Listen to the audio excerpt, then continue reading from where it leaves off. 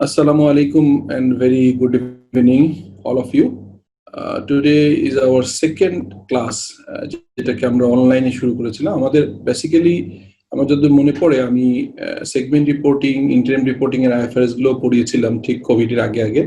So তার মানে হচ্ছে আমরা বোধহয় 5টা আইএফআরএস করিয়েছি। আর গত সেশনে আমরা শুরু করেছিলাম যেটাকে আমরা বলছি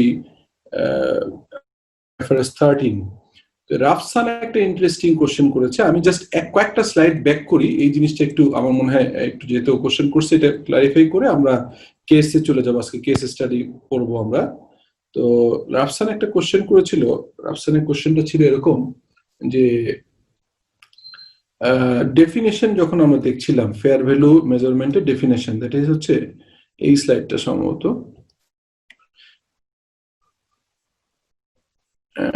আমরা এখানে দেখছিলাম রাফসানের কোশ্চেনটা ছিল price that would be received to sell an asset or paid to transfer a liability in an orderly transaction between market participant at the measurement date. So এখানে আমরা আলাদাভাবে অবভিয়াসলি এখানে অ্যাসেট লাইবিলিটি বুঝতে পেরেছি, মার্কেট পার্টিসিপেন্ট বুঝতে পেরেছি, যারা আসলে ওপেন ইকোনমিতে একাধিক বায়ার একাধিক সেলার থাকবে এবং যারা এফিসিয়েন্ট একটা মার্কেট থাকবে, এগুলো সবই বুঝেছে রাফসান বা আপনারা বুঝেছেন। সে মেজারমেন্ট ডেট বলছিল। মেজারমেন্ট ডেট মানে হচ্ছে কোন ডেটে আপনি এই ফেয়ার ভ্যালুটা ভ্যালুয়েশন করা লাগছে। আমি একটা এক্সাম্পল আকারে বলি, তাহলে জিনিসটা বুঝতে সুবিধা হবে। আমি এই প্রেজেন্টেশনের শুরুতেই একটা কথা বলছিলাম, সেটি হচ্ছে যে আপনাদের নিশ্চয়ই মনে আছে যে আমরা কেন এই আইএফআরএসটা জরুরি। এই জন্যই জরুরি যে আমাদের অনেকগুলো আইএস এবং আইএফআরএস এর ভ্যালুয়েশনের কোশ্চেন আসে। একটা ছোট উদাহরণ দেই, আমরা আইএস 16 সবাই করেছি, তাই তো? তো আইএস 16 আমরা জানি দুটি মেথড আছে, একটাকে বলা হচ্ছে যে কস্ট মেথড বা হিস্ট্রিক্যাল কস্ট মেথড, আর একটাকে বলা হচ্ছে রিভ্যালুয়েশন মেথড।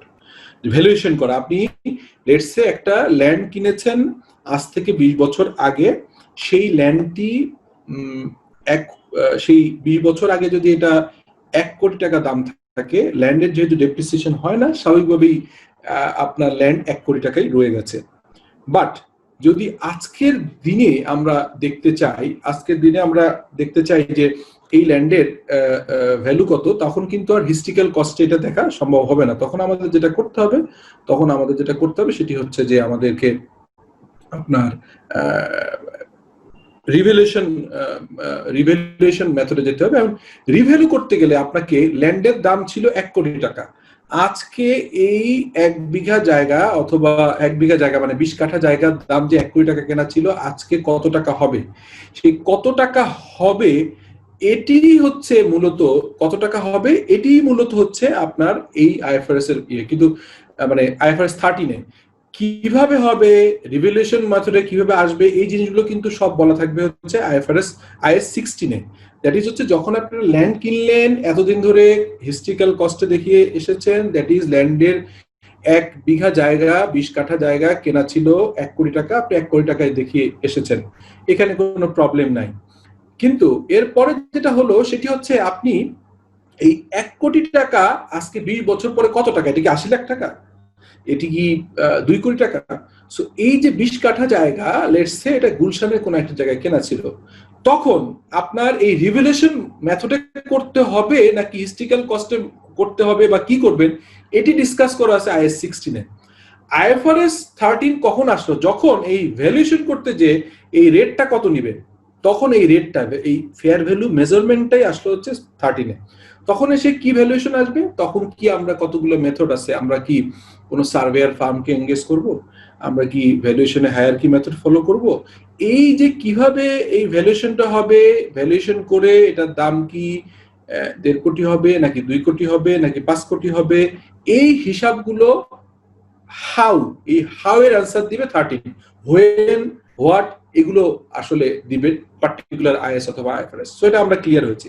এখন মেজারমেন্ট ডেট হচ্ছে যেদিনই আপনি করতে যাচ্ছেন। এখন কোশ্চেন হচ্ছে আপনি আইপিও তে যাবেন, আপনার ল্যান্ডের ভ্যালুয়েশন দেখানো হচ্ছে 1 কোটি টাকা, আপনি আজকের ডেট দ্যাট ইজ আজকে কয় তারিখ আছে, 28 জুলাই 2020, আজকের ডেটে আপনি মনে করলেন যে একটি ভ্যালুয়েশন ফার্মকে এঙ্গেজ করলেন যারা আপনার ভ্যালুটা করবে, এবং সেই অনুযায়ী আপনার অ্যাকাউন্টসে ইন্টারন্যাশনাল অ্যাকাউন্টিং স্ট্যান্ডার্ড 16 অনুযায়ী ল্যান্ডের ভ্যালুটা কস্ট মেথড থেকে আপনি মেথড চেঞ্জ করে রিভ্যালুয়েশন মেথডে আসবেন। সো 1 কোটি টাকার ল্যান্ড লেটস সে 3 কোটি টাকা এখন ঢুকবে। এই যে আজকের ডেটটা, যে ডেটে হিসাবটা করা হলো, যে ডেটে অ্যাকাউন্টিং ফর করা হলো, that is called measurement date. আমি মনে হয় রাফসান বুঝতে পেরেছেন। আমি লুইন আর একটু রাফসানকে যদি অন করে দিতেন, জাস্ট আমি পরের স্লাইডে যদি বুঝতে পারে তাহলে ঠিক আছে। একটু যদি অন করে দিন, বা যদি অন্য কেউ হাত তুলে তাহলে তো সে কথা বলতে পারবে। রাফসানকে একটু দেন, আমি পরের স্লাইডে। জি থ্যাংক ইউ স্যার, আমি বুঝতে পেরেছি। ঠিক আছে, থ্যাংক ইউ। তো ঠিক আছে স্যার, এখন আমরা আজকে ইন্টারেস্টিং এর যে রাফসানের ওই অ্যানসারটাই এটার ভিতর ছিল, একটা বিজনেস কেস আমরা দেখব। আচ্ছা, বিজনেস কেসটা ইজ ভেরি ইন্টারেস্টিং, যে এটা আমি রিসেন্টলি আমাদের কোম্পানিতে আমি এটাকে ফেস করেছি। আমি শুরুতেই বলছিলাম যে আমরা একটা স্লো গেলেও একটা আইএফআরএস 13 কয়জন প্রফেশনাল অ্যাকাউন্টেন্ট, কয়জন ভদ্রলোক এত ক্লিয়ারলি বোঝে I am not sure, but আমরা যারা এই ক্লাসে আসছি আমাদের উদ্দেশ্য ছিল সিএফও কোর্সটা হবে প্র্যাকটিক্যাল বেস, সেই কারণে আমি একটু সময় নিচ্ছি। তো কেসটা দেখলে আপনারা বুঝতে পারবেন। বলা হচ্ছে land acquired in a business combination. Business combination আমরা দেখেছি যে একাধিক বিজনেস যখন মার্জ করে যায়, আমরা দেখেছি রিসেন্টলি রবির সঙ্গে মার্জ করেছে এয়ারটেল, আমরা দেখেছি হোলসিমের সঙ্গে লাফার্স। সো এই ধরনের একটা বিজনেস কম্বিনেশনে is currently develop for industrial use as site for the manufacturing facility. একটা ল্যান্ড আছে যেটা ইন্ডাস্ট্রিয়াল ইউজ হবে।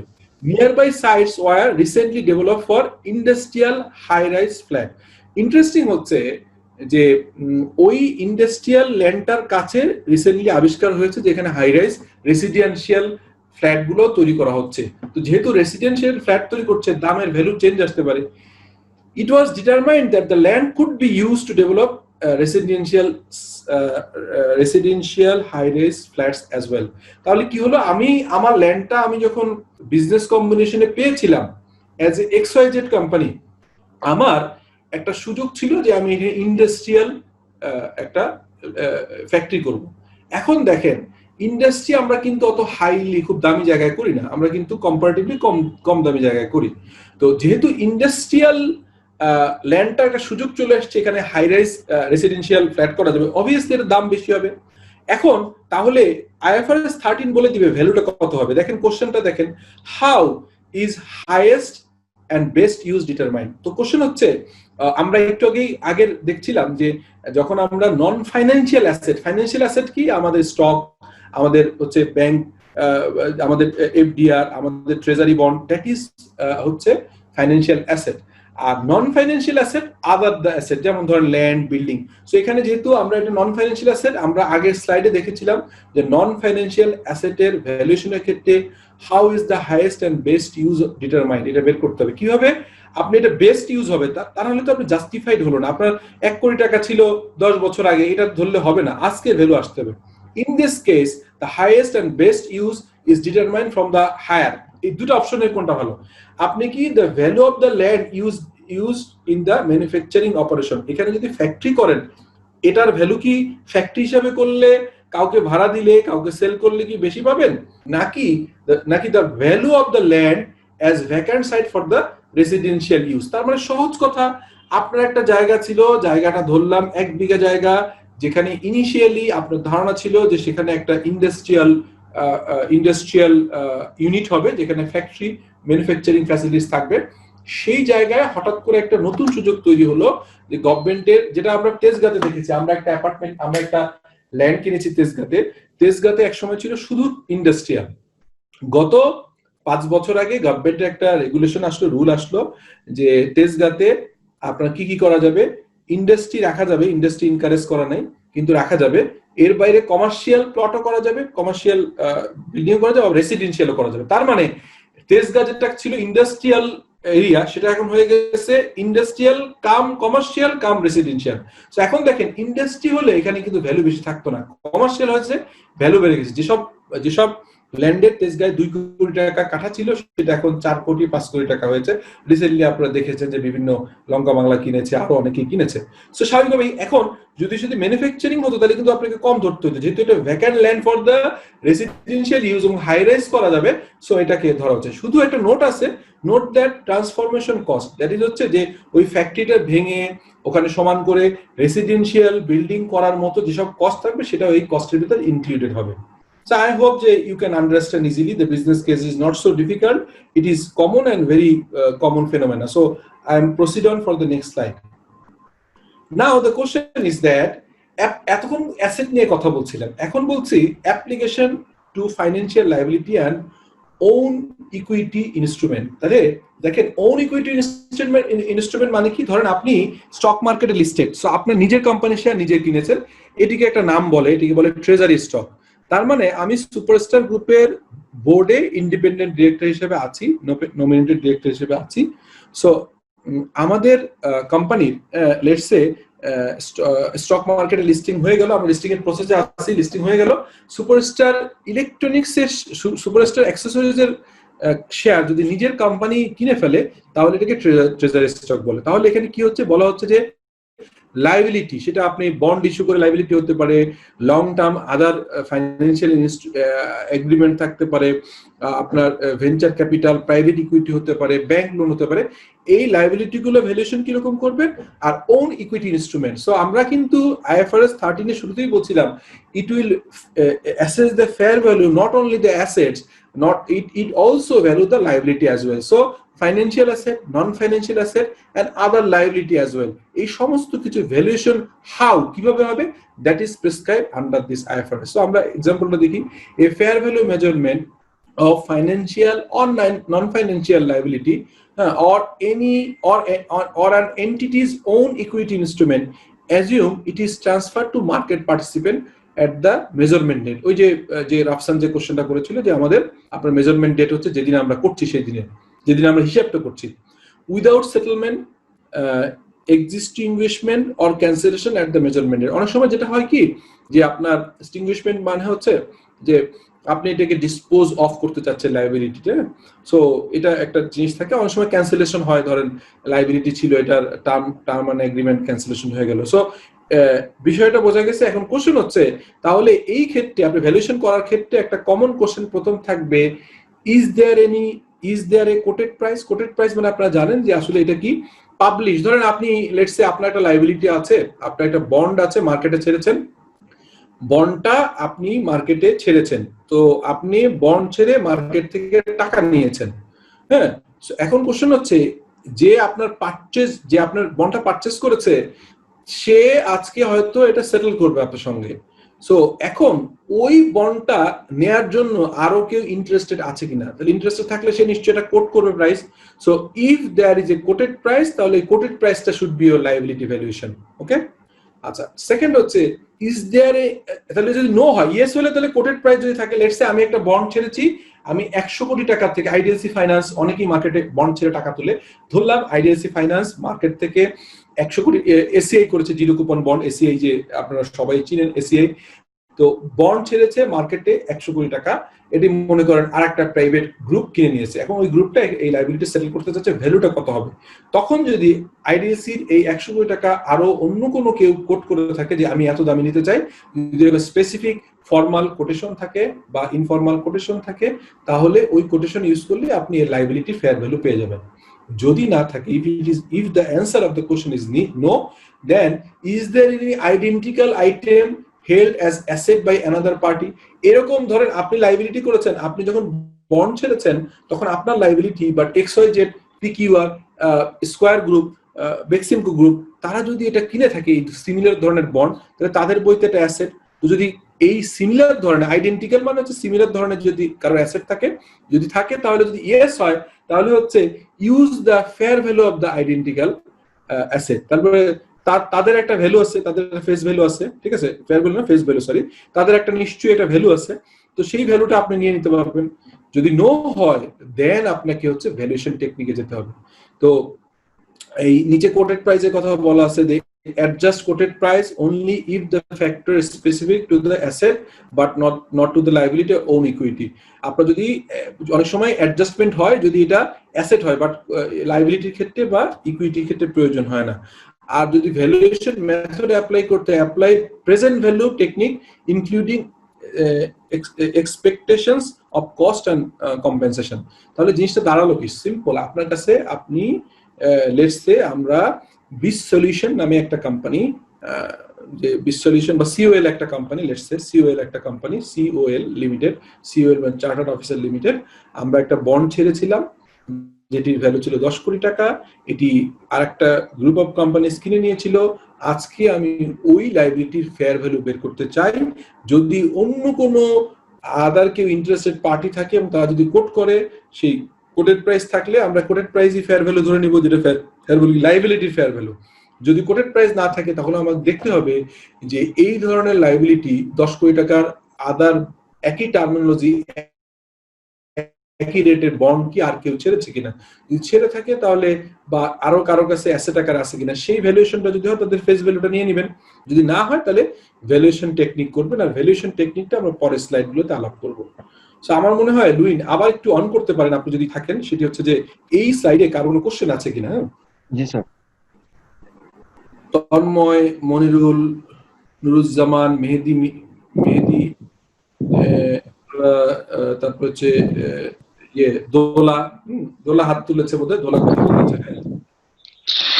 হ্যাঁ স্যার, আসসালামু আলাইকুম।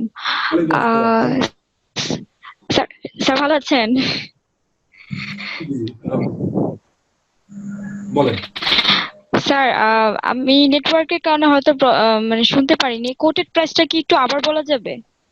কোটেড প্রাইস মানে হচ্ছে যে প্রথম হচ্ছে যে আমরা এই ভিডিওটা আপলোড করে দিব, তখন আবার দেখে নিন, বাট এখন বলছি সেটা হচ্ছে কোটেড প্রাইস মানে হচ্ছে যে ধরেন আপনি যখন দেখেন আপনারা যারা চাকরি করেন, মোস্টলি আপনারা সবাই এখানে চাকরি করেন, যখন আমরা কোনো প্রকিউর করতে চাই আমরা তখন বলি কি 3টা কোম্পানি কোটেশন নেয়া, বুঝতে পেরেছেন? 3টা কোম্পানি কোটেশন নেওয়া মানে কি, লেটস সে আপনি আজকে একটা টাইপরাইটার কিনবেন, এখন টাইপরাইটার চলেন, একটা ল্যাপটপ কিনবেন, একটা ডেস্কটপ কিনবেন, একটা প্রিন্টার কিনবেন, একটা ফটোকপিয়ার মেশিন কিনবেন।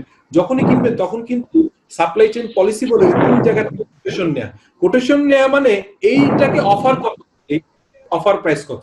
সো কোটেড প্রাইস মানে হচ্ছে অফার প্রাইস, অন্য কেউ এটা নিতে ইন্টারেস্টেড আছে কিনা, নিলে কত টাকায় দিতে চায়, that is called quoted price. ঠিক আছে দুলা? ওকে জি স্যার, ওটা তো আমরা বাজেট করার ক্ষেত্রে অনেক সময় দেখা গেছে যে আমরা কোটেশন নিয়ে থাকি। রাইট, ওই কোটেশনটাই quoted price, right, exactly. Okay okay, thank you sir. Thank you. আর কারো কোনো কোশ্চেন আছে? আমরা তাহলে পরেরটা চলে যেতে পারি যদি এখানে না থাকে। আমি চেষ্টা করছি আইএফআরএসটা খুব ইজি না, বাট খুব ইজি করার চেষ্টা করছি সময় নিয়ে ডিসকাস করে, যেহেতু অনলাইনে আমরা আছি, বাসায় আছি মোস্টলি, আমরা একটু স্লো গেলেও আমরা ঈদের পরে ফ্রিকোয়েন্টলি এমন হতে পারে একদিন পর একদিন আমি ক্লাসগুলো নিলাম, যেহেতু আপনাদের এই সময়টা অফিসের পরে যারা অফিসে ফিজিক্যালি যেতে হয় তাদের, আর যারা যেতে হয় না তারা তো আরো বেশি সারাদিন ফ্রি থাকেন। সো একটু যদি জিনিসটা মাথায় নিয়ে ভালোভাবে বোঝা যায় তাহলে আই হোপ যে ইট ইজ ফার্দার কোয়ালিটি পড়া যায় আর কি, মানে কোয়ান্টিটি তো আমরা অনেক আগাতে পারি, বাট আমি অলওয়েজ এনকারেজ করি যে যেটুকু বলবো বুঝে দেখে বলবো। তো পরের স্লাইডে চলে যাই। এবার আপনি আসেন যে প্রিন্সিপাল মার্কেট, আগের দিন বলছিলাম বা মোস্ট অ্যাডভান্টেজ মার্কেট, এটাকে কি বলে আগের দিন আমরা বলেছিলাম আপনাদেরকে, সেটি হচ্ছে যে আপনার বলছে যে প্রিন্সিপাল মার্কেট অথবা principal or most advantageous market. আচ্ছা, এখানে কি বলা হচ্ছে? বলা হচ্ছে যে the most advantageous market is the market that maximize the amount that would be received to sell the asset or minimize the amount that would be paid to transfer the liability after taking into account transaction cost and transportation cost. সোজা কথা, আপনি যখন asset বিক্রি করতে চাইবেন নিশ্চয়ই best চাইবেন যে বেস্ট দামটা কত হয়। সো বলছে যে সেই জন্য সেই মার্কেটটাই হবে মোস্ট অ্যাডভান্টেজেস মার্কেট, যেখানে আপনার জিনিসটা আপনি সবচেয়ে বেশি দাম পাবেন। ঠিক আছে, তো আপনার জিনিসটা যেখানে সবচেয়ে বেশি দাম পাবেন সেটাই আপনার জন্য most advantage market for the asset. আর আপনার লাইবিলিটিটা সবচেয়ে কম টাকায় সেটেল করতে হয় এমন মার্কেটে যাবেন যেখানে ধরেন আপনি 10 টাকা কেউ পাবে, বললো যে স্যার আপনাকে দিতে হবে না, আমি দিয়ে দিচ্ছি, কিন্তু আপনি আমাকে 8 টাকা দেন, আমি এটা সেটেল করে নিব, আপনার 10 টাকা দিতে হবে না। সো 10 টাকার লায়াবিলিটি 8 টাকায় সেটেল করতে পারলে সেই জায়গায় যাব, অথবা আমার 20 টাকার অ্যাসেট 25 টাকা যেখানে পাবো সেখানেই যাবো স্বাভাবিকভাবে। সো ম্যাক্সিমাইজ দ্য অ্যাসেট যেখানে হবে, maximum value of the asset যেখানে হবে, সেই মার্কেটটা হবে মোস্ট অ্যাডভান্টেজেস মার্কেট।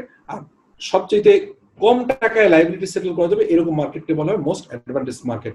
ফেয়ার, এই প্রেজেন্টেশন ইটসেলফ হচ্ছে এটাকে ক্লিয়ার করে। তারপর আমি বলেছি fair value is not adjusted for transaction cost. অনেক সময় ট্রানজেকশন কস্টটা অ্যাডজাস্টেড হয় না, but under IFRS 13 this are not a feature of the asset or liability but may be taken into account when the determining the most advantage market. Most advantage market, principal market তো আসলে আপনার একটা মার্কেটই থাকবে, এখানে কোনো question নেই, but most advantageous মার্কেটে যদি আপনার যেতে হয় তাহলে কিছু জিনিস আছে, যেমন maximize the amount of sale ভ্যালুটা ম্যাক্সিমাইজ হতে হবে, এটা আপনার থাকবে।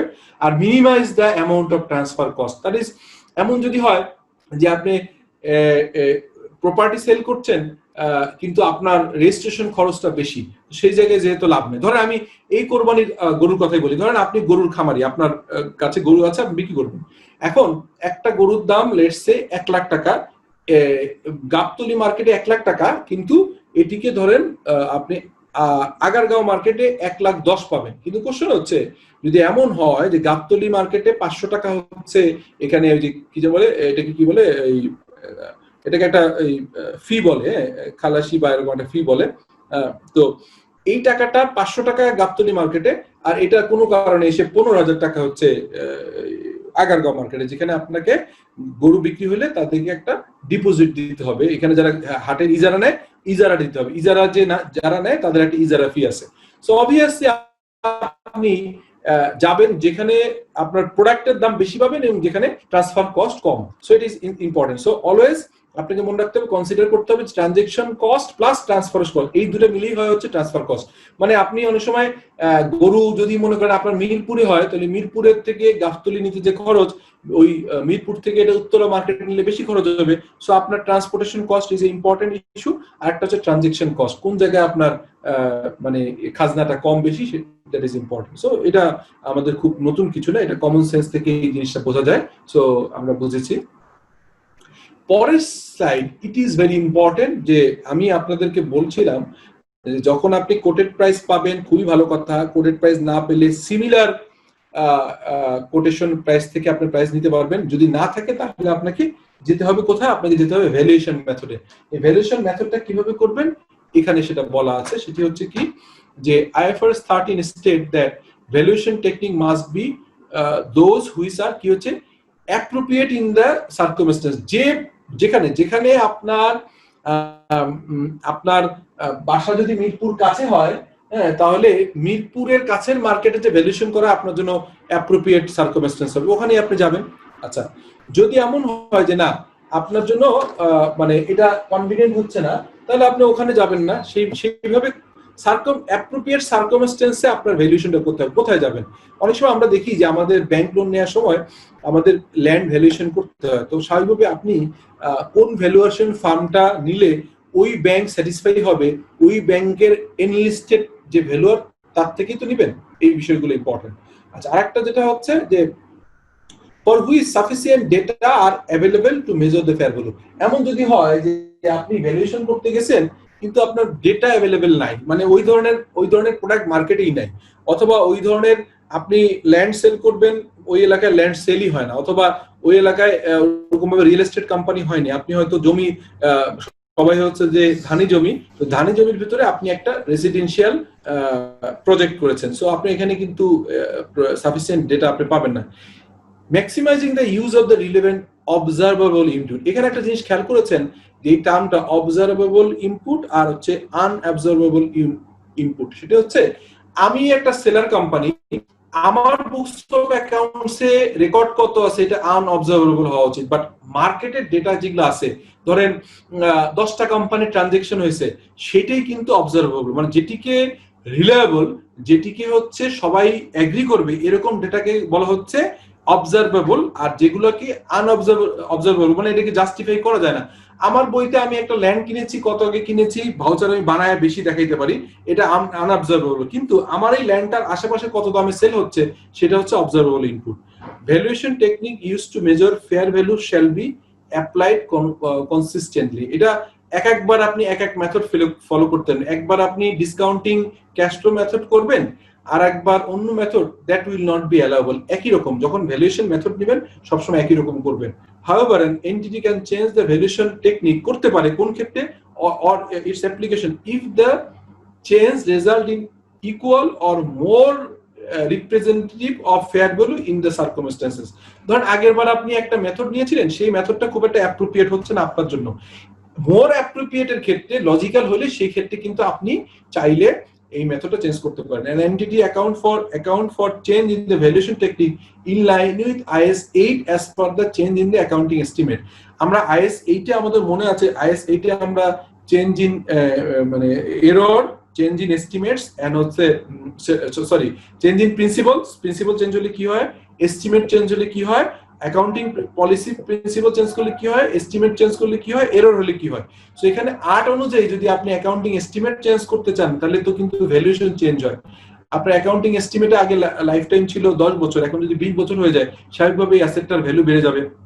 অ্যাকাউন্টিং অনুযায়ী আগে করছিলেন ডাবল ডিক্লাইনিং মেথড, সেই অনুযায়ী এখন চেঞ্জ করে আপনি আসছেন স্ট্রেট লাইন, স্বাভাবিকভাবে আপনার ডেপ্রিসিয়েশন কম হইলে ভ্যালু বেড়ে যাবে। সো যখনই ভ্যালু বাড়বে এটা IAS 8 এর সাথে সম্পৃক্ত হবে। One or several valuation technique might be used if the range of values are identical.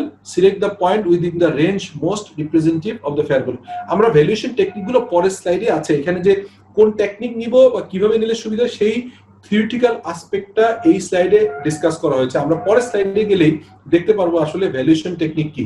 Valuation technique মূলত তিনটা, একটা হচ্ছে মার্কেট অ্যাপ্রোচ, একটা হচ্ছে কস্ট অ্যাপ্রোচ, একটা হচ্ছে ইনকাম অ্যাপ্রোচ। কস্ট অ্যাপ্রোচ যেটা, মার্কেট অ্যাপ্রোচ যেটা, এটা আসলে শুধু আপনার উপর ডিপেন্ড করে না, আপনার কোম্পানি সঙ্গে সঙ্গে মার্কেটে আপনার কোম্পানি সম্পর্কে কি ধারণা করছে। আপনার বুকস অফ অ্যাকাউন্টসে একটা ল্যান্ডের ভ্যালু ধরা আছে 5 কোটি টাকা, দ্যাট ইজ নট কনসিডারেবল, এখানে কনসিডার করা হয় না। আপনার বুকস অফ অ্যাকাউন্টসে রেভিনিউ প্রফিট বহুত অনেক দেখানো আছে, কিন্তু আপনার পাবলিশ ডেটা যেটা আছে, ধরুন আপনি এনবিআর এর যে ইনকাম স্টেটমেন্ট দেন, সেই ইনকাম স্টেটমেন্ট অনুযায়ী আপনার EBITDA মানে হচ্ছে income before interest tax depreciation allowance, হ্যাঁ, এইগুলো বাদ দেওয়ার আগে যে ইনকামটা, সেই ইনকামটা যদি বেশি হয় আপনার শেয়ারের ভ্যালুয়েশন বেশি হবে। যে কোম্পানির ইনকাম আর্নিং ক্যাপাসিটি বেশি তার মার্কেট ভ্যালুয়েশনে বেশি হবে। So it is important. Then হচ্ছে ম্যাট্রিক্স প্রাইসিং, এটা হচ্ছে আসলে বেসিক্যালি টেকনিক্যালি আমরা যে ভ্যালুয়েশন করাই সেই জায়গাটা আছে আপাতত ফর দ্য IFRS। এটি আসলে আরো মানে এটা আবার একটা ইস্যু যে ম্যাট্রিক প্রাইসিং নিয়ে আরেকটা সেশন করতে হবে, বাট IFRS এ জেনে রাখেন, আপনারা একটু গুগলিং করে নিতে পারেন যে ম্যাট্রিক্স প্রাইসিংটা কিভাবে করতে হবে। এর চাইতে বেশি এখানে আসলে এই IFRS এ উল্লেখ করা নেই। এটা গেল market approach, but it is a pricing method. হ্যাঁ, ম্যাট্রিক্সটা কিভাবে করতে হয়, compare with the benchmark securities. কারণ ম্যাট্রিক প্রাইসিং এর একটা সহজ উপায় হচ্ছে, লেটস সে আপনি যে লেখা গেল সুপারস্টার গ্রুপ, সুপারস্টার অ্যাক্সেসরিজ মার্কেটে আসবে স্টক মার্কেটে, ঠিক আছে। এখন আমরা এই সেক্টরটাকে ইলেকট্রনিক্স সেক্টর, এখন যদি দেখা যায় যে ইলেকট্রনিক্স সেক্টরের যেটাকে প্রাইস আর্নিং রেশিও মানে হচ্ছে আপনার প্রাইস যদি হয় আপনার শেয়ারের দাম, শেয়ারের আর্নিং এর 5 গুণ মার্কেটে দাম আছে বা 7 গুণ আছে বা 10 গুণ আছে বা 15 গুণ আছে। সো এই যে ইন্ডাস্ট্রির বেঞ্চমার্কের সাথে কম্পেয়ার করাকে বলা হচ্ছে ম্যাট্রিক্স প্রাইসিং। আচ্ছা, এরপরে কস্ট অ্যাপ্রোচ। কস্ট অ্যাপ্রোচ খুব সহজ কথা, যে আপনার নন ফাইন্যান্সিয়াল অ্যাসেট গুলো আপনার বইতে কি আছে, এবং আজকে ধরেন আপনার একটা ল্যাপটপ আছে, এই ল্যাপটপটা আজকে যদি মার্কেট থেকে কিনতে যান কত প্রাইস পড়বে, that is called current replacement cost. আর অনেক সময় অবসোলেন্স হয়ে যায়, যেমন ধরেন আপনি সেটার ভ্যালু থাকে না, যেমন TNT ফোন যখন ডায়াল ফোনটা ছিল, ওই TNT ফোন এখন আর খুব একটা মানুষ ইউজ করে না, মোবাইল ফোনে চলে গেছে। স্বাভাবিকভাবে ওই মানে যেটাকে ল্যান্ড ফোন ছিল ওইটার প্রাইসিং বা অন্যান্য জায়গায় কিন্তু কিছুটা চেঞ্জ আসছে। ইনকাম অ্যাপ্রোচটা কি, এটাই আমি বলেছিলাম present value technique. Present value technique মানে হচ্ছে ইনকাম অ্যাপ্রোচটা একটা সহজ বুদ্ধি হচ্ছে যে আপনার ইনকাম আগামী 15 বছর কেমন ইনকাম করার ক্ষমতা আছে সেটাকে প্রেজেন্ট ভ্যালু করে ভ্যালুয়েশন করা হয়। হ্যাঁ, সো আমি এটা নিয়ে আরেকটু কথা বলবো। মার্কেট অ্যাপ্রোচ যেটি, এটি আসলে মূলত মার্কেটে আপনার সম্পর্কে পারসেপশন কেমন, খুব স্বাভাবিক একটা উদাহরণ দিই, সেটি হচ্ছে ধরেন এখানে রাফসানের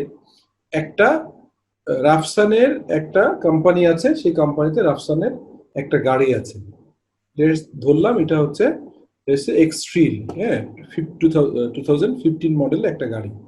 তার বুকস অফ অ্যাকাউন্টস এটা 40 লাখ টাকা কেনা ছিল, ডেপ্রিসিয়েশন হওয়ার পরে এখন এটার দাম আছে 35 লাখ টাকা। সো যখন কস্ট অ্যাপ্রোচে যায় তখন বেসিক্যালি আপনার রাফসান হিসাব করবে যে আমি গাড়িটা আজকে আমার 15 মডেলের গাড়ি আমি 2 বছর আগে কিনেছিলাম, এখন যদি মার্কেট থেকে এই কন্ডিশন একটা গাড়ি কিনতে চাই যেটি হচ্ছে লেটস সে 60,000 কিলোমিটার চলেছে, 2015 মডেলের গাড়ি এবং 2-3 বছরের পুরনো, তাহলে সেটিকে আমরা কিন্তু বলছি যে কস্ট অ্যাপ্রোচ আপনি কারেন্ট রিপ্লেসমেন্ট কস্টে গেলেন। হ্যাঁ, রিপ্লেসমেন্ট করলে কত লাগে। আর যখন আমরা দেখি যে এই গাড়িটা আমরা ওই যে বিক্রয়.com সহ বিভিন্ন যে অনলাইন বেস বা বিভিন্ন মার্কেট প্লেস আছে, আপনার কার হাট আছে, কারে বিক্রয়, ওখানে যখন গাড়িটা আপনি ফিজিক্যালি গাড়িটা নিয়ে গেলেন অথবা আপনি অনলাইনে রাখলেন, তখন এই মার্কেটের বিভিন্ন কোটেশন আসলো, কেউ বললো এটা 34 লাখ কিনতে চাই, কেউ 30 লাখ, কেউ 32 lakh. So that is market approach. আর কস্ট অ্যাপ্রোচটা হচ্ছে এটি আমার রিপ্লেসমেন্ট কস্ট কত। আর ইনকাম অ্যাপ্রোচ হচ্ছে এটা ডিফারেন্ট। রাফসান তখন হিসাব করবে আমার এই গাড়িটা যদি লেটস সে এটা রেন্টে কারে ইউজ হয়, হ্যাঁ, তো ধরলাম আমি গাড়িটা নিয়ে আমি রেন্টে দিই, এখন কিন্তু অনেক ভালো ভালো ব্র্যান্ডের গাড়ি প্রাডো পর্যন্ত তারপরে এগুলো ভাড়া দেয়। তো রাফসান হিসাব করবে যে তার এই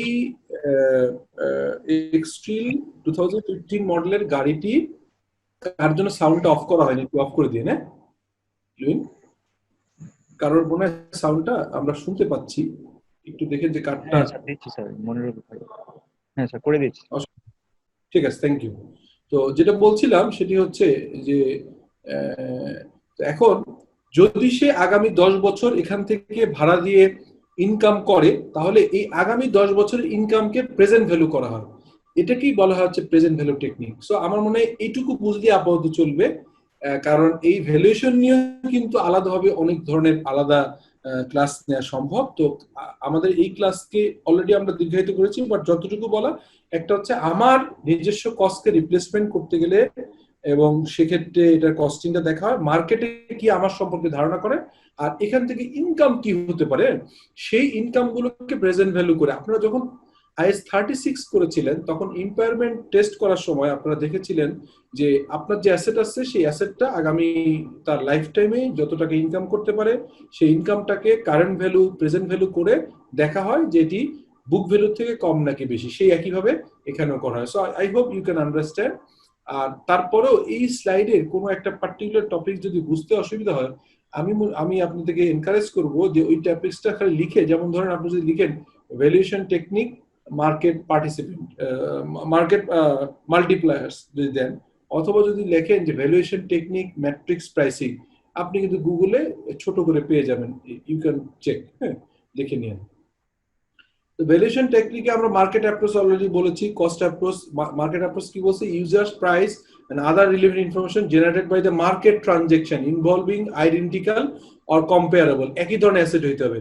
আইডেন্টিক্যাল মানে হচ্ছে একই রকম দেখতে, আর কম্পেয়ারেবল কাছাকাছি মানের similar asset, liability or group of asset আর group of liability or business. Even একটা বিজনেস ভ্যালুয়েশন হইতে পারে, আপনি আজকে একটা বিজনেস সেল করবেন, সেই বিজনেসের ভ্যালুয়েশনটাও আপনি এই ফেয়ার ভ্যালু বের করা লাগতে পারে। Cost approach reflect the amount that would be required currently to replace the service capacity of an asset, যেটি অলরেডি আমি বলেছি আপনাকে। আর ইনকাম অ্যাপ্রোচ হচ্ছে কনভার্ট ফিউচার অ্যামাউন্ট, যেটা আমি বললাম cash flow, income and expense. Single আপনি ডিসকন্টিনিউ অপারেশন হইতে পারে, কন্টিনিউ অপারেশন হইতে পারে। Fair value measurement is determined on the basis of value indicated by the current market expectation about those future amount। তাহলে তিনটা অ্যাপ্রোচ। মার্কেট অ্যাপ্রোচ, মার্কেটে আপনার সম্পর্কে কি ধারণা করে, আপনার অ্যাসেটটা কয় টাকা কিনতে যাচ্ছে, আপনার লাইবিলিটি কয় টাকায় অফসেট হতে যাচ্ছে, that is important. Cost approach আপনার রিপ্লেসমেন্ট অফ দ্য কস্ট। আর হচ্ছে লাস্ট হচ্ছে income approach. Income approach simple, যে আপনার ইনকাম আর্নিং ক্যাপাসিটি কত, এবং সেই ইনকাম আর্নিং ক্যাপাসিটি মাথায় ঢুকে গেছে।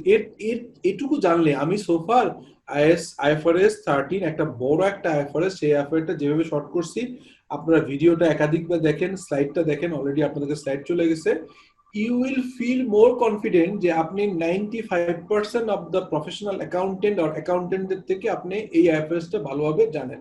এক্সপার্ট লেভেল হতে গেলে আরো একটু পড়তে হবে, আরো ডিটেল করতে হবে, বাট আপনি 95% পিপলের থেকে বেটার ভাবে জানবেন যদি আমার ভিডিও লেকচারটা আরেকবার দেখেন এবং এটি যদি দেখেন।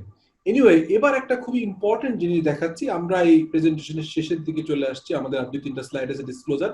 তার আগে ফেয়ার ভ্যালু হায়ারার্কিটা আমি ওখানে বলেছিলাম, আপনারা যদি মনে থাকে আমি দেখাই আপনাদেরকে, যে একটা জায়গায় আমি বলেছিলাম যে ফেয়ার ভ্যালু হায়ারার্কি। আমি দেখবেন আপনারা কেসের আগের স্লাইডটা সম্ভবত, না তার আগের স্লাইডটা, একটা পিক্টোরিয়াল দিয়ে ছিল, ওখানে আমার দেয়া ছিল, গত ক্লাসে আমরা দেখিয়েছিলাম। জাস্ট একটু মনে করিয়ে দিই আপনাদের গত ক্লাসের ওই জিনিসটা। এই দেখেন, হ্যাঁ, আমরা যখন বলছিলাম ফেয়ার ভ্যালু মেজারমেন্ট অ্যাপ্রোচ, তখন আমরা বলছিলাম fair value is a market based measurement, not entity based, not an entity with a specific measure. It is focused on asset and liability and on exit মানে selling price. It also highlights the amount for which the holder of an asset could be sell it or amount which holder of a liability would be have to pay to transfer it. আপনি যদি নিজে sell, আপনি যদি একটা asset sell করতে চান, তাহলে একটা অ্যাসেট সেল করতে চান মার্কেটে কত টাকা পাবেন, আর হচ্ছে যে আপনি যে লায়াবিলিটি অফসেট করতে চান কত টাকা দিয়ে আপনাকে লায়াবিলিটি অফসেট করতে হবে, that is fair value. When an entity perform the fair value measurement, it must determine all of the following. কি কি তাদের দেখতে হবে? ফেয়ার ভ্যালু অ্যাপ্রোচে 13 এ কি কি বলা আছে? অ্যাসেট অথবা লায়াবিলিটি, এটাকে ইউনিট অফ অ্যাকাউন্ট হিসেবে আলাদাভাবে দেখতে হবে। তারপরে নন ফাইন্যান্সিয়াল অ্যাসেট গুলোকে আলাদাভাবে ভ্যালুয়েশন করতে হবে। নন ফাইন্যান্সিয়াল অ্যাসেট থেকে ইউজ অ্যাপ্রোচ, যে একটু আগে আমি বললাম যে মানে হাইয়েস্ট এন্ড বেস্ট ইউজ, আমি ওই যে একটু আগে যে উদাহরণ দিলাম যে আমাদের 1 কোটি টাকার তেজগাঁ ল্যান্ডটা কি আমি ইন্ডাস্ট্রি পারপাস ইউজ করবো নাকি রেসিডেন্সিয়াল পারপাস ইউজ করবো নাকি কমার্শিয়াল, বেস্ট ইউজের প্রাইসটা আমাকে কনসিডার করতে হবে। আর ফাইন্যান্সিয়াল অ্যাসেটের ক্ষেত্রে অ্যাডভান্টেজেস মার্কেটে যেতে হবে। যদি আপনার শেয়ারটা লন্ডন স্টক এক্সচেঞ্জে কোটেড হয়, মানে এখানে বিক্রি হয়, ঢাকা স্টক এক্সচেঞ্জে হয়, চিটাগাং স্টক এক্সচেঞ্জ হয়, আপনাকে দেখতে হবে চিটাগাং স্টক এক্সচেঞ্জ, আপনারা নিশ্চয়ই জানেন যে বাংলাদেশের যে প্রায় 330টা স্ক্রিপ্ট আছে, তার অনেকগুলো স্ক্রিপ্ট হচ্ছে বোথ স্টক এক্সচেঞ্জে এনলিস্টেড, তার মানে Dhaka stock exchange, Chittagong stock exchange. কিছু কিছু শেয়ারের একটা পার্টিকুলার ডেটে দেখা যায় যে ঢাকায় যদি 40 টাকা হয়, ওটা 38 টাকা কেনা যাচ্ছে চট্টগ্রাম স্টক এক্সচেঞ্জ, অথবা ঢাকায় যদি 420 টাকা বিক্রি হচ্ছে, সেটা হয়তো 425 টাকা বিক্রি হচ্ছে চট্টগ্রাম স্টক এক্সচেঞ্জে, বিকজ ওখানকার মার্কেট ডিমান্ড এবং সাপ্লাইয়ের উপর প্রাইসিং হয়, ঢাকায়ও তাই হয়। সো যেসব ব্রোকারেজ হাউসগুলো দুইটা মার্কেটে দুটো স্টক এক্সচেঞ্জেই ট্রেড করে, সেসব ব্রোকারেজ হাউস থেকে কিন্তু অনেক সময় আপনি প্রাইস অ্যাডভান্টেজ পেতে পারেন in terms of selling, in terms of procuring. So আপনাকে বেস্ট মোস্ট অ্যাডভান্টেজ মার্কেটে যেতে হবে। আর একটা হচ্ছে ভ্যালুয়েশন টেকনিক। এই ভ্যালুয়েশন টেকনিকে যে ফেয়ার ভ্যালু হায়ারার্কির কথা বলছিলাম, এই কথাটা মনে করিয়ে দেওয়ার জন্য আমি স্লাইডগুলোকে ব্যাক করলাম। বোঝা গেছে? তো আমরা এখন চলে যাচ্ছি যে ফেয়ার ভ্যালু হায়ারার্কিটা দেখি। আমি এই স্লাইডগুলো ব্যাক করেছি এই কারণে।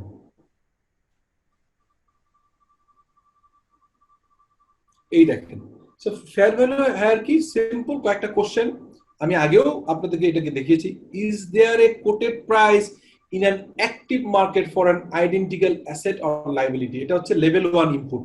আপনাকে সরাসরি কোশ্চেন করতে হবে, আপনার যে অ্যাসেটটা আছে, লেটস সে একটা ল্যান্ড অথবা একটা বিল্ডিং, অথবা আপনার একটা লায়াবিলিটি আছে, আপনি মার্কেটে বন্ড ছেড়েছেন, সো এই অ্যাসেটটা কত টাকা কিনতে যাচ্ছে, এরকম কোন অ্যাক্টিভ মার্কেট থেকে, ইনঅ্যাক্টিভ না, আপনার বন্ধু দিয়েছে, আপনার পরিচিত লোক দিয়েছে, আপনি বাড়ায় দিল, এটা হবে না।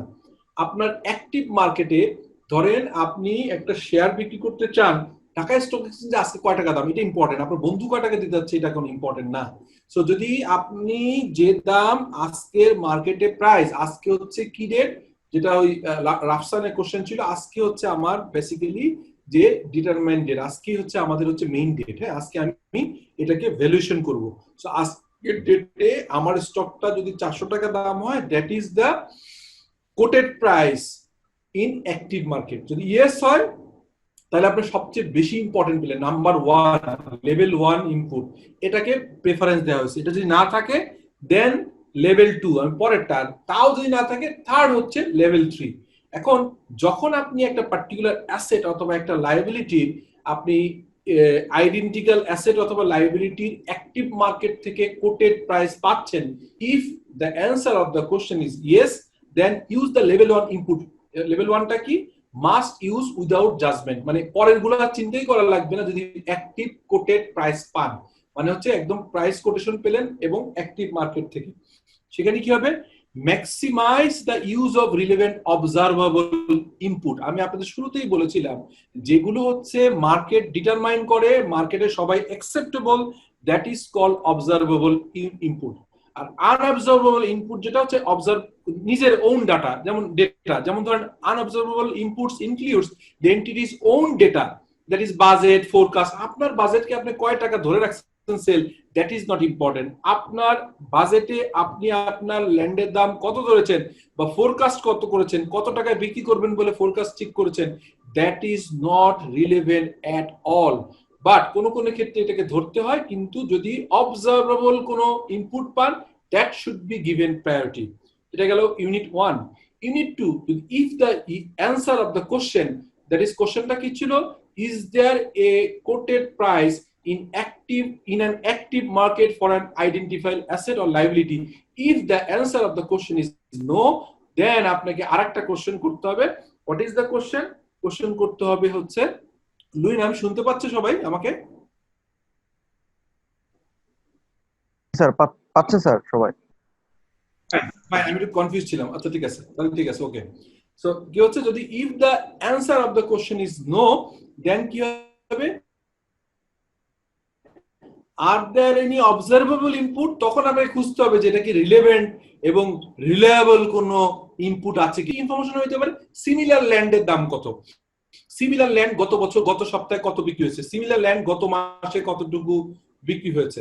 হ্যাঁ, so that is important. So কি হলো হচ্ছে যে বললো যে are there any observable input other than quoted price, যদি ইয়েস হয়, no use of significant unobservable ইয়ে, মানে এটা হচ্ছে যে তখন কি হবে, আপনার ইয়েস যদি হয় তাহলে আপনি হচ্ছে লেভেল 2, এবং এখানে আপনি তখন ওই মানে কম আনঅবজারভেবল ইনপুট গুলো নিবেন না, অবজারভেবল ইনপুট গুলো নিবেন এবং লেভেল 2 মেজারমেন্ট।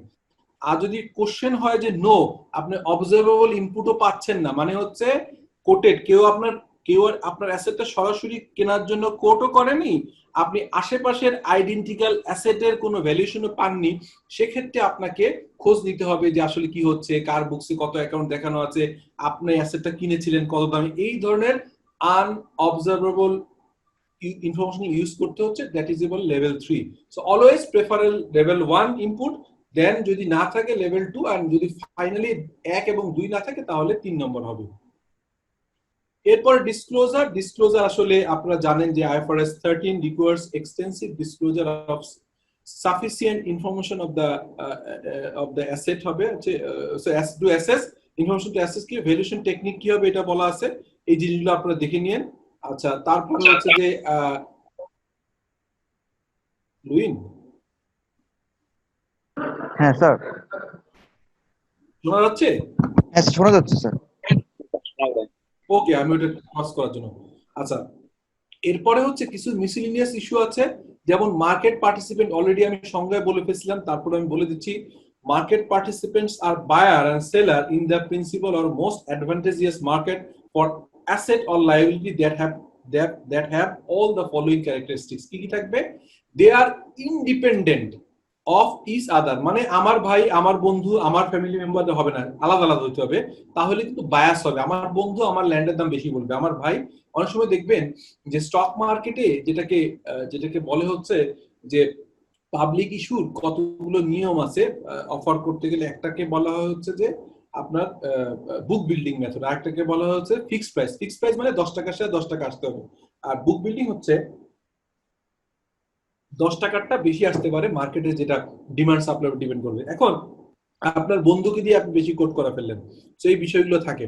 তো বলছে they are not related parties as defined IAS 24 এ কিন্তু ক্লিয়ারলি বলা আছে who the people or the concern or the organization who are the related party for you।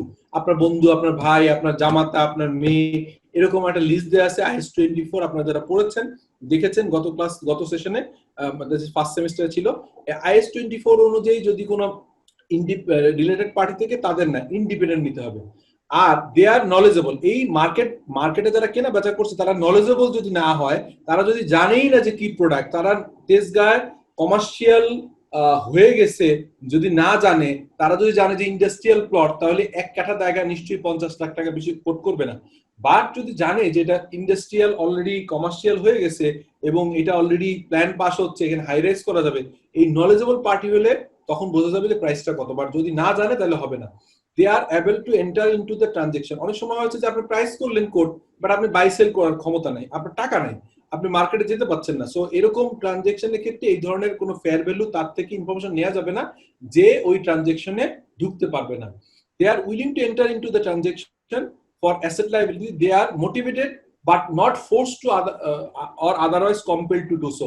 আপনি একটা জিনিস বিক্রি করতে চান, একটা জিনিস কিনতে চান, ধরেন আপনি একটা জিনিস বিক্রি করতে চান বা একজন কিনতে চায়, এখন তাকে যদি জোর করে এনে বলা হয় তুমি কিনবা এখনই বা এত টাকা কোট করবা, এরকম যদি মোটিভেটেড নিজের থেকে না হয় ফোর্স করা হয়, তাহলে এটাকে আসলে আপনার প্রপার অ্যাক্টিভ মার্কেট পার্টিসিপেন্ট বলা যাবে না। মার্কেট পার্টিসিপেন্ট হলে ইন্ডিপেন্ডেন্ট হইতে হবে, নলেজেবল হইতে হবে, তাদের অ্যাক্সেস থাকতে হবে ইন দ্য মার্কেট, এন্ড তারা উইলফুল হইতে হবে, উইলিং হইতে হবে, মোটিভেটেড হইতে হবে, সেলফ মোটিভেটেড হইতে হবে। কেউ ফোর্সফুলি আনলে সেটাকে আমরা মার্কেট পার্টিসিপেন্ট বলতে পারবো না।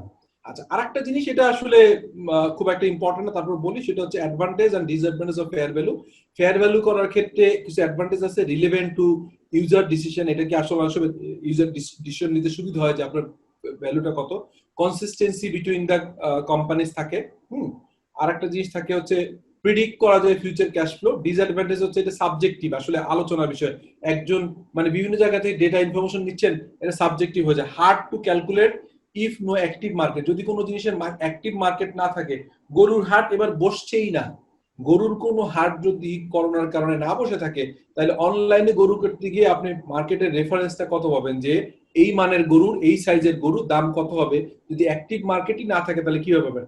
Time and cost, sometime information নেওয়ার জন্য অনেক টাইম দিতে হয়, কস্টলি হয়। ল্যাক অফ প্র্যাকটিক্যাল এক্সপিরিয়েন্স, অনেক সময় না জেনে অনেক সময় ভুল হয়।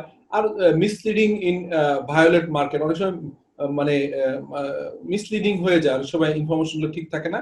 আর হিস্ট্রিক্যাল কস্টের অ্যাডভান্টেজ হচ্ছে রিলায়েবল, নিজের ডাটা, যেহেতু ডেটা আপনি ইউজ করছেন। লেস ওপেন টু ম্যানিপুলেশন খুব কম হওয়ার সম্ভাবনা বেশি। কুইক অ্যান্ড ইজি অ্যাসারশন, খুব ইজি এটা দেখা যায় এবং এটাকে হিসাব করা যায়। Matching, cost and revenue matching থাকে। আর হচ্ছে প্র্যাকটিক্যাল এক্সপিরিয়েন্স অ্যান্ড ফ্যামিলিয়ারিটি থাকে। ডিসঅ্যাডভান্টেজ হচ্ছে less relevant to the user decision. এমন সময় আপনার হিস্ট্রিক্যাল কস্টটা sometime is not relevant to the decision makers. Need for additional major and recoverable amount, অনেক সময় ইম্পায়ারমেন্ট টেস্ট করতে হয়, এখানে এটার সমস্যা। Does not predict future cash flow, অনেক সময় আপনার হিস্ট্রিক্যাল কস্টে কখনোই কিন্তু আপনার ফিউচার প্রেডিক্টেবল করে না, যেটা কি ফেয়ার ভ্যালুতে করা হয়, আপনি ফিউচার কত টাকা ক্যাশ ফ্লো এখান থেকে আসবে। So basically this are the presentation of today's session. আমি চাইলে এই 2 দিনে 2টা আইএফআরএস শেষ করতে পারতাম, অথবা একদিনও চেষ্টা করলে আপনার আইএফআরএস গুলো আনতে পারতাম। বাট আমার একটা উদ্দেশ্য ছিল যে আমি আপনাদের সাথে একটু সুন্দর ডিটেইলে যাই এবং জিনিসটা আপনাদের মাথায় থাকে। So I have tried my level best to complete this presentation relatively টাইমের ভিতরে যতটুকু ডিটেইল করা যায়